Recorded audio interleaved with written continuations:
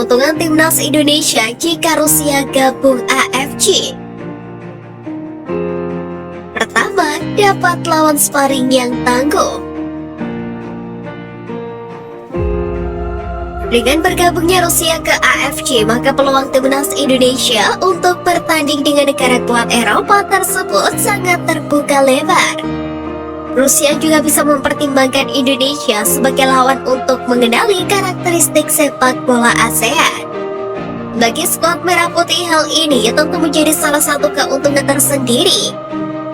Sebab Rusia adalah salah satu negara yang kuat dari dataran Eropa, sehingga bisa meningkatkan level permainan timnas Indonesia. Kedua, membuka karir pemain ke Liga Rusia. Bergabungnya Rusia ke AFC juga bakal menjadi anugerah tersendiri bagi para pemain Indonesia.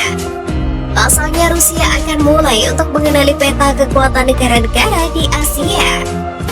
Para pemain timnas Indonesia pun bisa unjuk gigi agar potensi dan kemampuannya masuk radar klub-klub profesional di Rusia. Dengan demikian, hal ini bisa membuka peluang bagi para pemain Indonesia untuk meniti karirnya di Liga Rusia. Sebagai informasi, Russian Premier League merupakan salah satu kompetisi terbaik di Eropa saat ini. Ketiga, peluang kerjasama. Sisi positif lainnya yang bisa dipetik Indonesia dari kehadiran Rusia di AFC ialah terbukanya peluang untuk kerjasama. Baik itu federasi maupun operator kompetisi bisa belajar banyak dari pengelolaan sepak bola di Rusia yang jauh lebih modern dan juga profesional ketimbang Indonesia. Oleh karena itu, Indonesia bisa membuka kesempatan untuk menimba ilmu sebanyak mungkin dari Rusia untuk meningkatkan kualitas pengelolaan sepak bola di dalam negeri. Peluang-peluang kerjasama seperti membangun akademi sepak bola usia dini, pengembangan kursus kepelatihan, peningkatan kualitas wasit, juga bisa menjadi pelajaran berharga bagi PSSI dan PT LIB.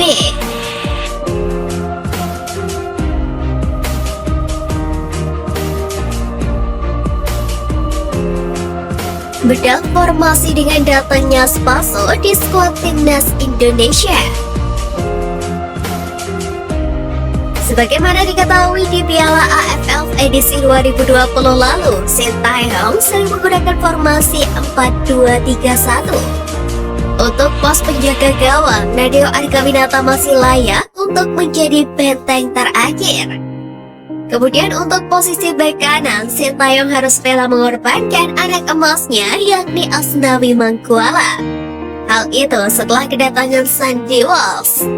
Meski Sandy Walsh bisa untuk mengisi gelandang bertahan maupun sayap kanan, namun lebih baiknya bila Sintayong tidak menyia-nyiakan potensi bek Calvin Michelin tersebut di posisi asli.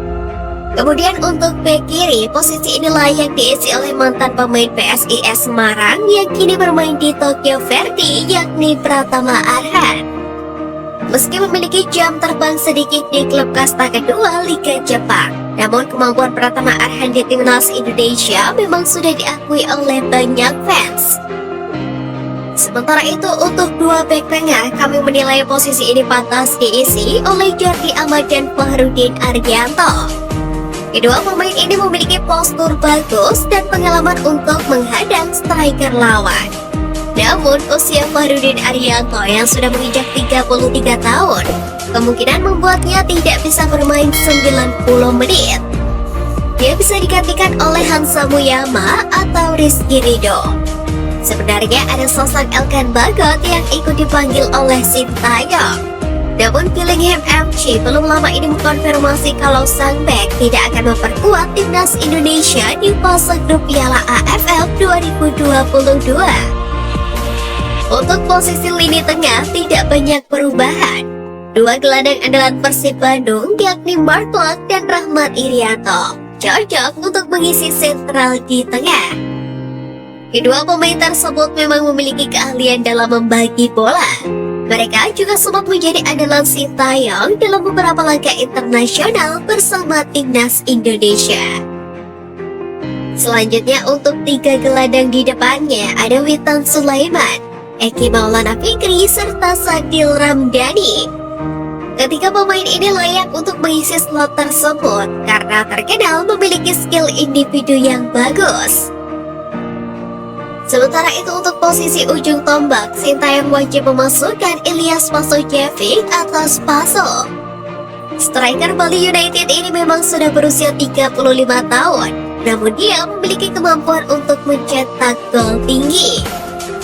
Spaso kemungkinan dipasang sebagai starting 11 hingga awal atau pertengahan babak kedua. Dia bisa digantikan oleh striker Persikabo Dimas Drajat. Sintayong juga tidak boleh menyia-nyiakan potensi yang dimiliki oleh Dimas Drajat. Pemain berusia 25 tahun tersebut tampil gacor di timnas Indonesia dan kompetisi Liga 1.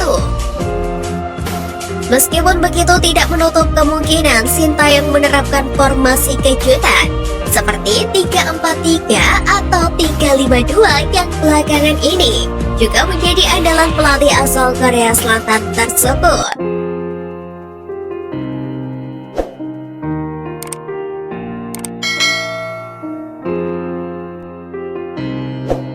SUGBK diresmikan PSSI, Dispora Bekasi layangkan protes. Polemik terjadi usai PSSI mengumumkan Stadion Utama Gelora Bung Karno atau SUGBK bakal menjadi kandang timnas Indonesia di Piala AFF 2022.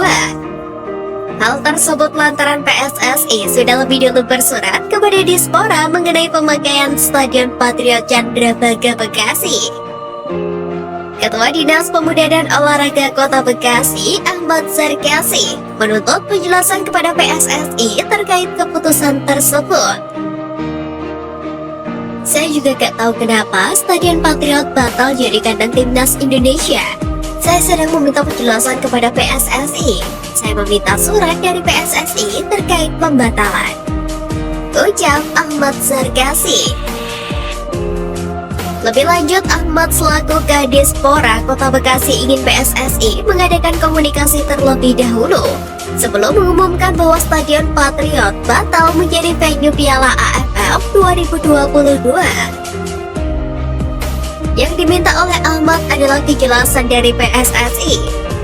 Jikalau memang Stadion Patriot tidak jadi dipakai, sebaiknya PSSI mengirimkan surat pembatalan yang hingga kini belum diterima oleh pihaknya.